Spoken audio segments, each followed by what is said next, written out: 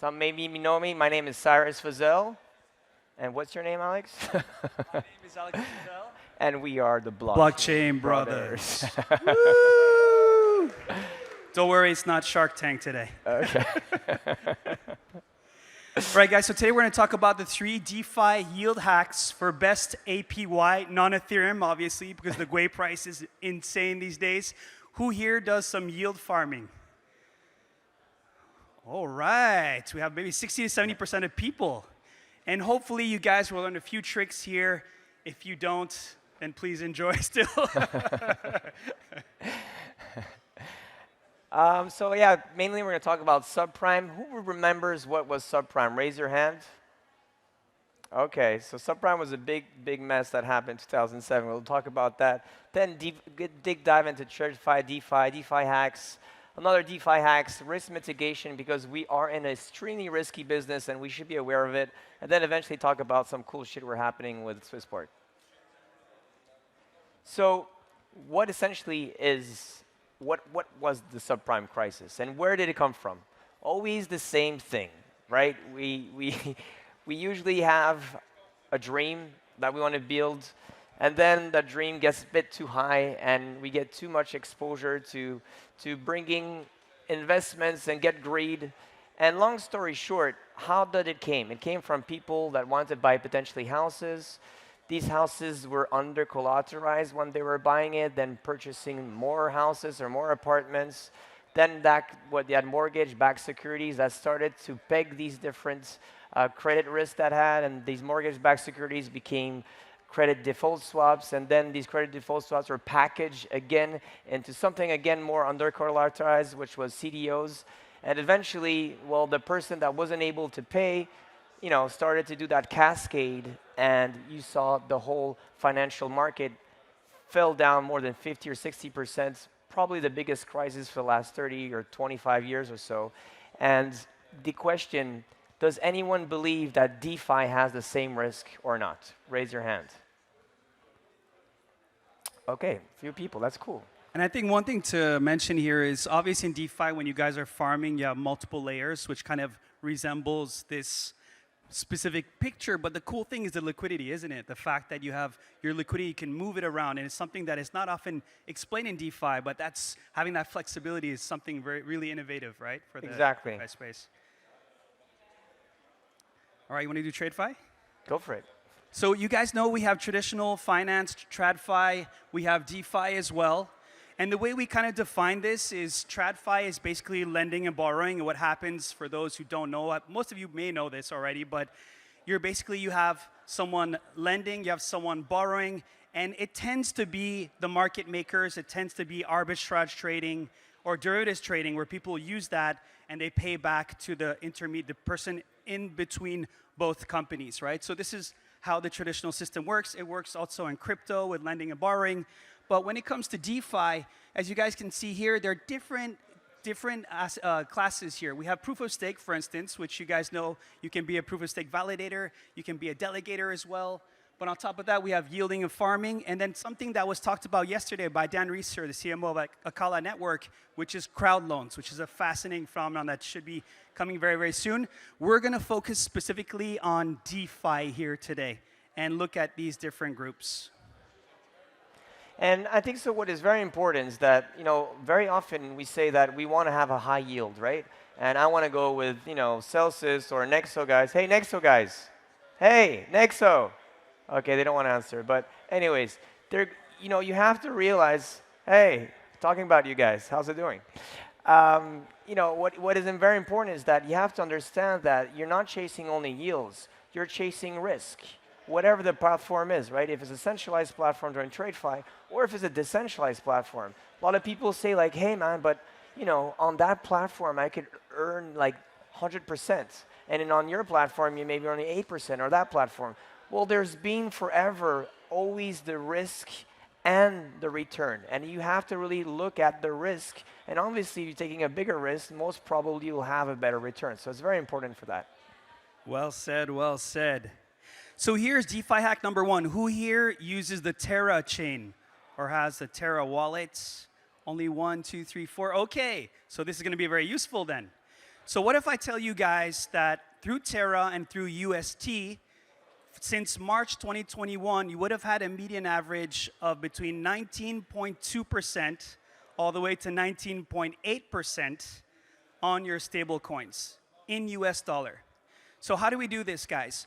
So the good thing about this is actually lending through Terra is pretty easy. You download the wallet. So you have here, you can see here in the first step, Terra Station. Of course, you need your MetaMask, because here we're going to have to go through a bridge. So for those who have a MetaMask, all you need to do is actually add the Binance Smart Chain. We're not using Ethereum because of the gas fees. And through the Binance Smart Chain, once you've added that, you just need to send BNB and USDT on your Binance Smart Chain and connect to PancakeSwap. What happens when you go to PancakeSwap is you're actually going to switch your USDT into UST. And you have the logo up there with the American flag on it, right? That's step number 3. Step number 4, once you have your UST on the Binance Smart Chain through your MetaMask account, then you're going to use the Terra Bridge. And the bridge is allowing us to go through different blockchains, right? Sending your assets to another blockchain. Right. So we're going from the Binance blockchain all the way to Terra Bridge. But Terra Bridge is not going to go to your MetaMask wallet. It's going to go back into the wallet that you downloaded previously.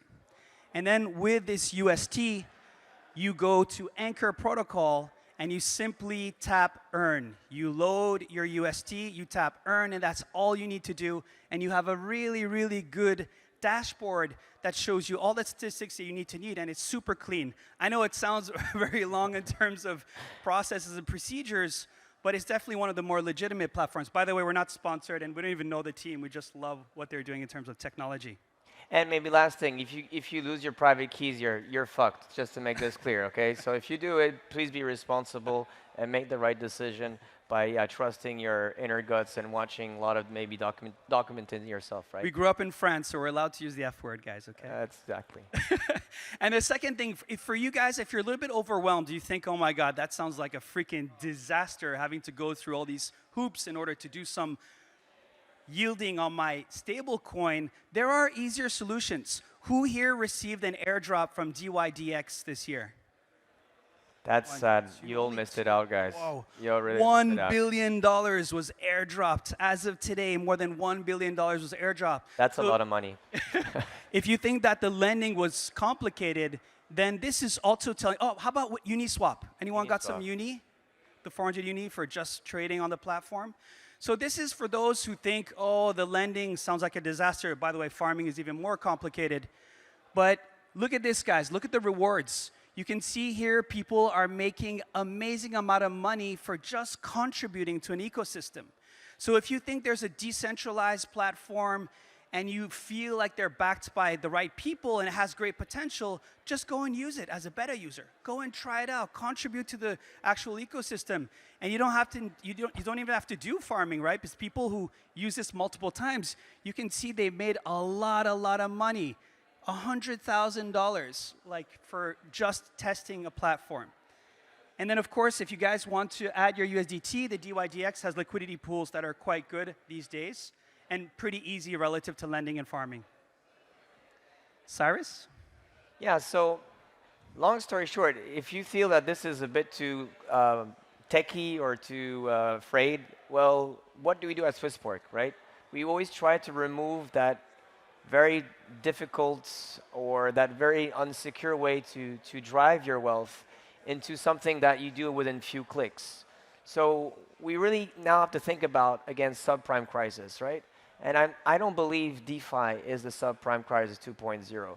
I do believe that there's a lot of awkward things going in DeFi, but the thing is that as we're over-collateralized, and more important, that the underlyings could be triggered and sold on the market at any time, we've seen in the last 2 months when we had a drop that a lot of different protocols were actually able to sell those Ether and did not collapse. And on being over-collateralized in most cases, it will not bring down, I believe, the whole system, right? Even if you think about it, DAI has a big risk, right? DAI is a collateralized USD, but under that, there's a lot of Ether, there's BAT, there's a lot of different tokens that enable DAI to exist. And if one day we're not able to sell those on the markets, well, DAI could lose the peg.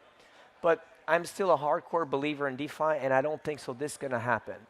So how do we look at essentially risk at SwissBorg? We have put together a strategy optimizer that really looks how to bring the different risks into perspective and then provide a score where we feel or don't feel comfortable for actually implementing these different DeFi products. So there's lending platforms, there's decentralized as well exchanges. These are really the two main things that we look at as of today, and as some stable coins as well. And one of the big risks that we look at is that on the technical aspect is the smart contract, right? The oracles, making sure that the connections between that wallet and that vault and the market feed is going well. We look at liquidity risk as well. We just talked about DAI earlier and other ones, the stable coin risk for the new different, as you guys seen, there are a lot of different great projects have been launched their own stable coins on decentralized platforms, such as, for example, Mimo Capital, if you ever heard about it. We look as well to make sure that in these liquidity pools, we're not too big compared to the others. And last but not least, transaction cost is always quite a risk. We know with layer 2 now it's changing, it's getting better. We know with Binance Smart Chain, we talked about yesterday with Terra and a lot of different new cool ways to get into DeFi and at a much cheaper costs. And I think this is just to give you guys an idea of it's really important for you to evaluate the risk and always think risk return in terms of what is the best risk reward ratio I can get, right? It's not really telling you what is the scoring system at SwissBorg, which, by the way, the DeFi team, not a single DeFi employee cannot code at SwissBorg. They have to be able to go over GitHub, smart contracts. I mean, it's quite intense work, but just having a framework to help you make a decision and realize that even Compound, even Aave, you guys saw what happened with Compound recently, but even Aave, they're not risk-free. It's just to keep that in mind. There's no never free lunch. If you're yielding, that means you're giving value to something. That means you're taking a risk. A lot of people always have the idea saying like, oh, I don't want to deposit my GBP or my USD at a bank. I'll just do it on a platform and yield 5%. And that's great. And I think so we should all think about it. But I'm not sure if your grandmothers should be doing that all the time. Maybe some, yes, but it's not the same risk that going in a AAA bank and letting your GBP go at 0.1%. That's something people have to consider again. So when talking about risk, guys, and of course there's composability. There are many layers in DeFi where it's very hard to really measure the risk in a scoring system. And this is of course not perfect, but for those who are starting, it gives a bit of an overview on how your risk should be on the DeFi ecosystem.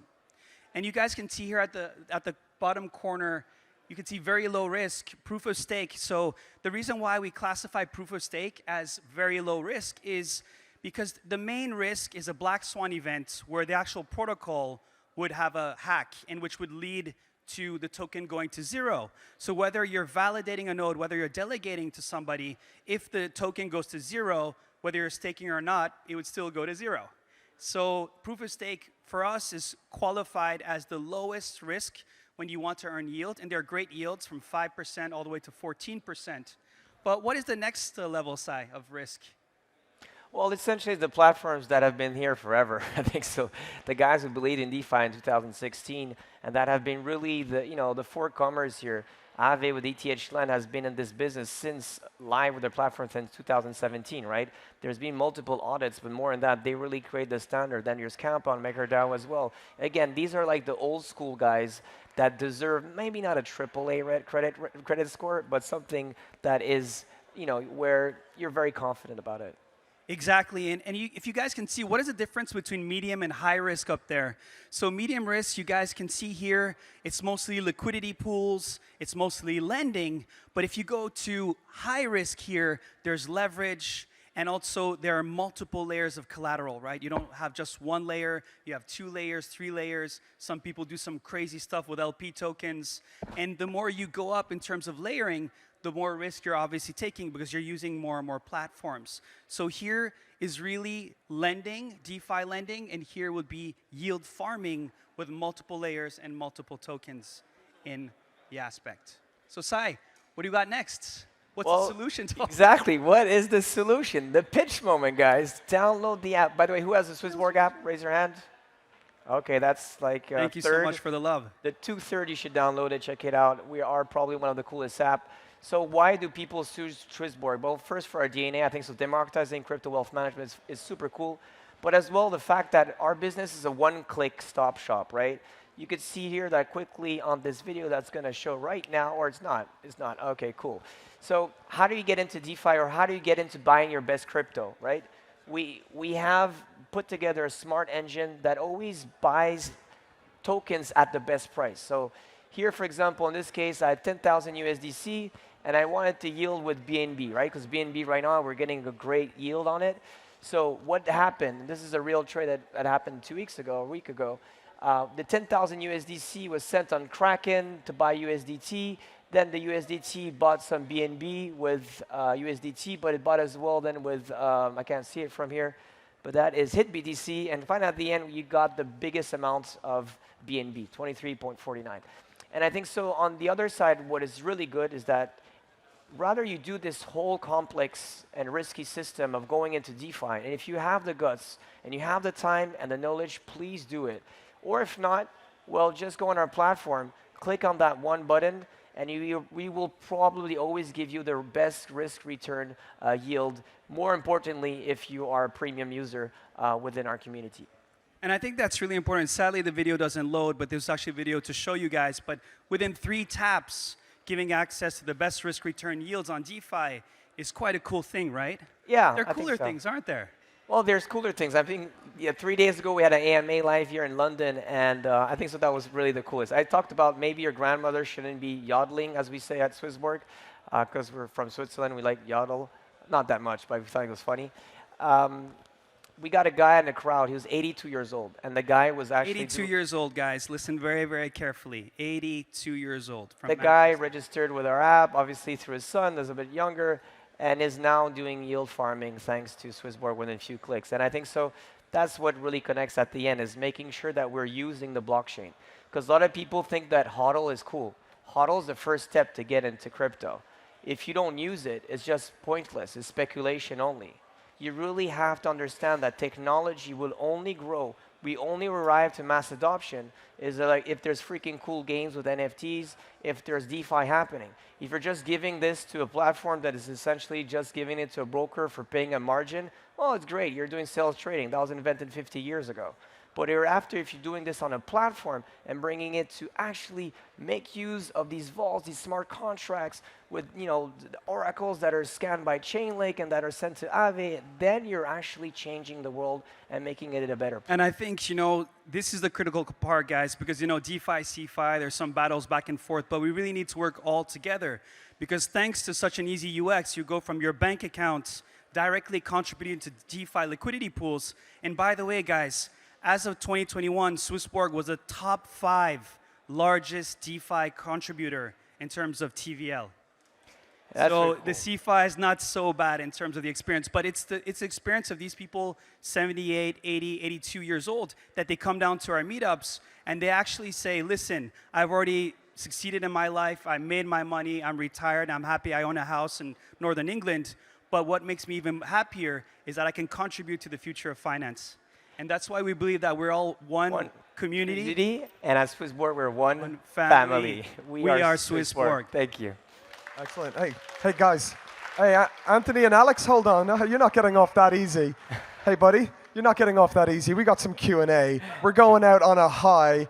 You boys are not going to just leave and walk off. You got some users here. We got some questions. Let's go.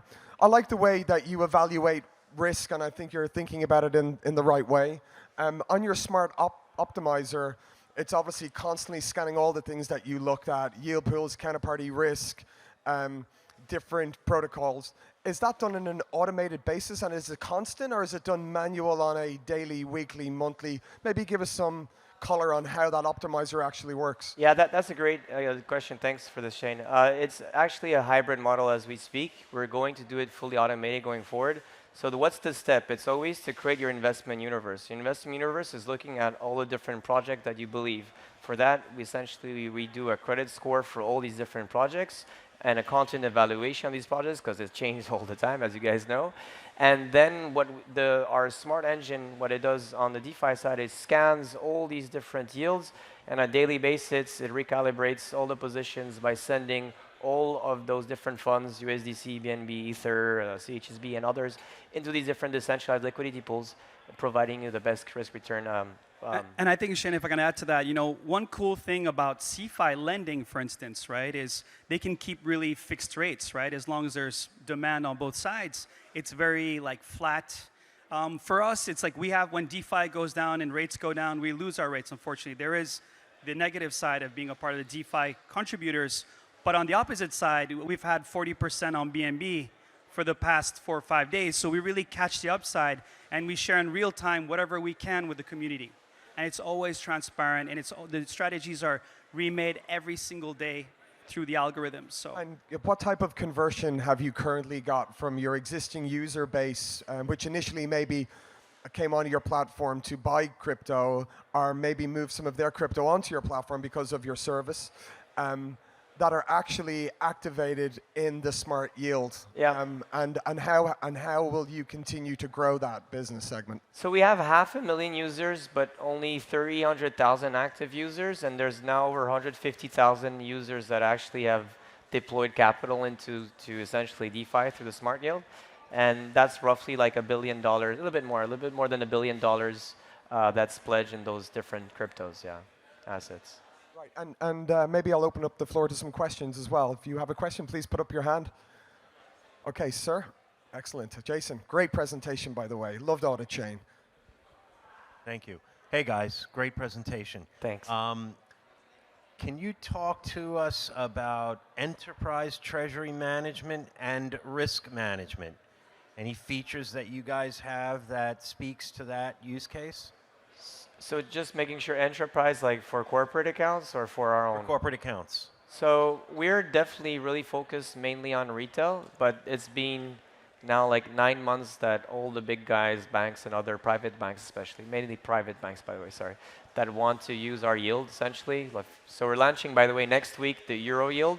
That's going to be one of probably the big product that I think we're going to have a lot of success. We haven't really targeted yet. We created a structured product for institutional. We haven't launched it yet. We're going to probably do it soon.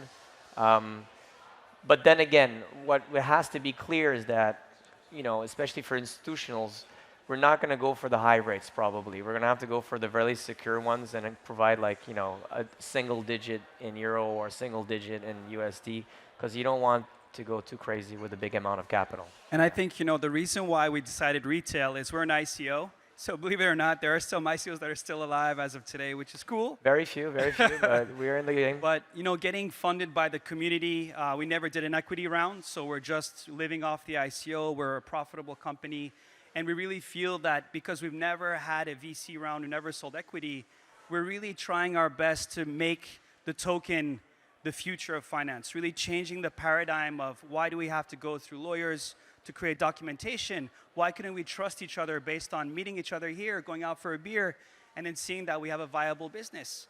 And that's the ultimate dream at SwissBorg, because we're really community-backed, we're community-driven, and for those reasons, community-centric. Yeah, I think when we saw Index Co-op talk earlier on, they were really driving the community side, and actually they have a lot of governance within their structure, which are allowing the community to pick. At SwissBorg, I know that you're now listing quite a lot of tokens on your platform, which look really great. How involved are the community in proposing new tokens, and how does it work with regards to what tokens you potentially will pick in the future? Yeah, we always try to listen the most. So who's a believer of Dogecoin? Raise your hand. No. Wow, that's Dogecoin. Dogecoin. Doge. Yeah.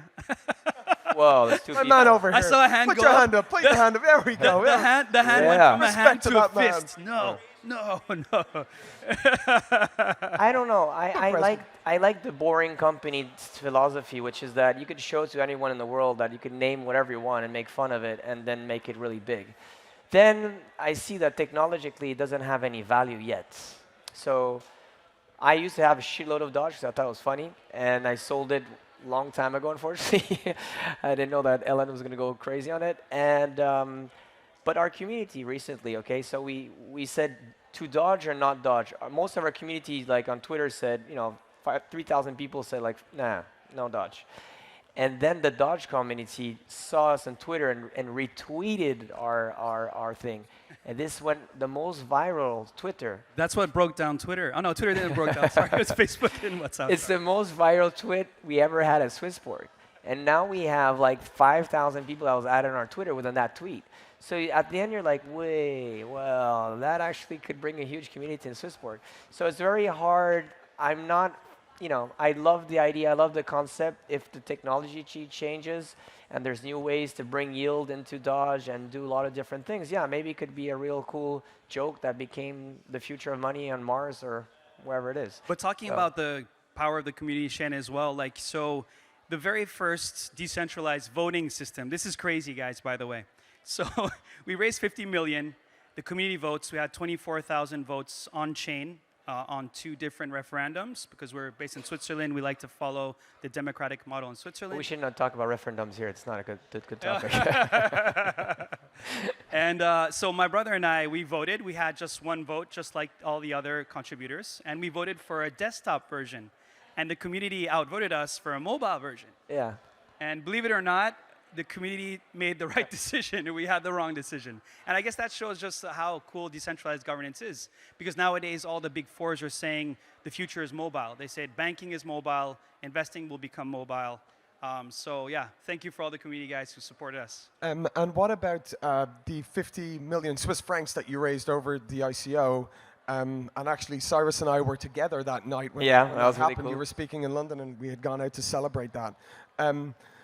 How has the interest been from traditional institutions, especially now that you're regulated, you have a 450,000 users, you're very much based within the DeFi and crypto space. What's been the interest from institutions which are looking to take a position, equity, token, or look to have some type of M&A in the space? I mean, how do you guys feel like that? Are you looking at ever potentially selling out, or is the mission to keep on going ahead and build as the biggest, the best? I'd really like to know how you think about that, because you're straight ec tokens. I mean, I think so. The hope of any DEO, and I was talking to Marty. I don't know if he's here or not, but anyway, the founder of Gnosis is that you have a mission. Us is to democratize crypto wealth management by making fun, fair, and community-centric. And regardless, whatever you have as products or features, you still have to connect to your inner soul and your essentially your white paper. We don't want to be acquired. I mean, if I was here for the money or Alex were for the money, we would have gone already. I think so. We did our money. But I think so. The really cool thing is how community members could get involved and change and bring us to the next chapter, right? And I think so. A lot of people try to acquire us or throw us money, but if it's not in the benefit of the community, we'll never do anything like that. I think so, and yeah, keep it real, as we say. Can't stop, won't stop. Until we reach the top. We have a question over here by this gentleman. Let me just get over to you. Man, you're making me work hard. Man, when I signed up for this, I thought I was doing one panel discussion. I didn't realize it was 2 days of me walking around with a mic. But good to see you, sir. Hello. I'm a big fan of you guys, mainly because I think when you guys came about, you were like some of the youngest innovators in the space, and you really sort of took what was already there and ran with it. So this might come across to you guys. I know you were just speaking about adding Doge, yielding Doge. That might not go down well with the boomers and the people who really care about the technology. I understand the dangers of Doge, but when it comes to onboarding young users, the Zoomers, especially the kids, Doge is that is how you get out to them, because that is the culture. Yep. More people know what Doge is and they know what Bitcoin is because it's a meme. So whilst I know there are some dangers with investing in Doge, there's no real fundamentals there. Potentially adding Doge as a yield, it might be a great way to teach young kids about fiscal responsibility and introduce them to yielding, because it will start off as a meme at the start, but then once you sort of get them into the ecosystem, they're there, and they're going to stick around with you guys because the other guys won't do it. You guys. Yeah, I think so. That's a very good point. I mean, the fact is, we want to bring more and more fun into the SwissBorg ecosystem, because if it's not fun, people will be bored, to be honest. And if they're bored, they're not going to be interested, and you never arrive to mass adoption. So there's been these NFTs that we talked the last 3 years, still haven't implemented really. I mean, we still have this great partnership with Engine, but how to bring more fun into what we're doing and the videos we're doing, the contents, the crypto challenge app, and things we're doing, the DEO, which is really freaking cool. And yeah, hopefully maybe Doge or not to Doge, but it looks like it's going to happen. I think so. I like that. Any more questions from the audience? All right, let's do it. Good to see you. How are you?